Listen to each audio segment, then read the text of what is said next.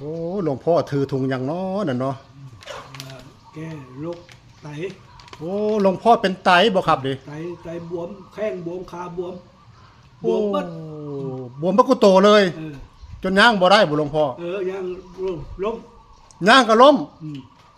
โอ้ถือว่ามันอยู่ระยะสุดท้ายบ่หลวงพ่อเอาท่านที่5เขาให้พอกไตบ่หรือว่าแนวใดเขาสิให้ไปผ่า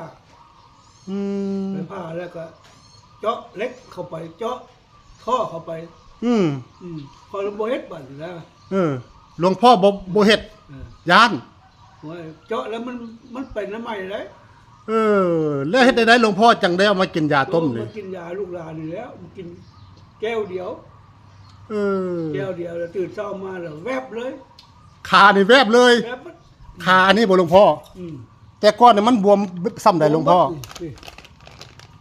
บวมใหญ่แสดงว่าบวมครึ่งตัวครึ่งเลยบ่หลวงพ่อเรื่องใหญ่ขนาดเลยบ่อันนี้หลวงพ่อบ่ได้ตัวเรื่องจริงบ่นี่เรื่องจริงแล้วคาโตพุ่นนะพอดีลุกขึ้นไปหาหมอย่างล้มล้มเดี๋ยวนี้ย่างกับใครแน่ใครขึ้นหลวงพ่อหลวงพ่อกินยาต้มตัวนี้ได้จักมื้อแล้วนี่พอเลยจักมื้อแล้วซะฮอดบ่5มื้อกินมื้อแรกลดเลยกินมื้อแรกลดเลยตื่นมารู้สึกได้สว่างเลยแล้วไปกับเพิ่มไปกับเพิ่มแล้วนั่งรถแล้วบวมอีก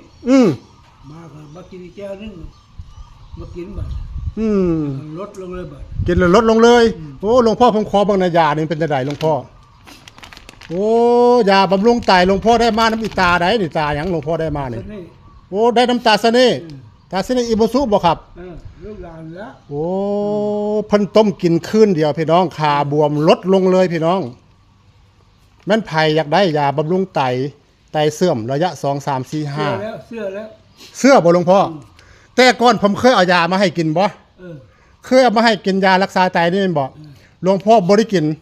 กินแก้วนึงก็ย่าเลยกินแก้วนึงเอาไปแกล้งทิ่มบ่เชื่อยานเป็นหยังบัดนี้จังกินหลวงพ่อบาดนี้ตายก็มันตายแล้วโอ้เสี่ยงร้องเบิ่งถึงว่ามันถึงแสดงว่าหลวงพ่อเป็นสุดท้ายนักแฮงแล้ว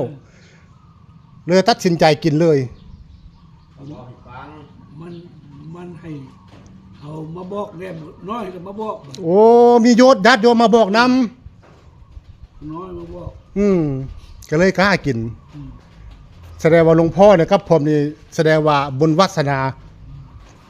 ไปน้ำกันได้นี่จังได้กินยานี้ได้นี่ขันแม่นไผเป็นไตบวมตัวบวมมีญาติพี่น้องเป็นอยากได้ก็ขอเชิญทักมาหาเสน่ห์อิบุญสู้เด้อเป็นสมุนไพรทางเลือกโน้นหลวงพ่อเนาะสมุนไพรทางเลือกสุดท้ายเชื่อแล้วแต่ก่อนบ่เชื่อโอ้ไทยเอายามาให้ก็อยากให้ได้หลวงพ่อ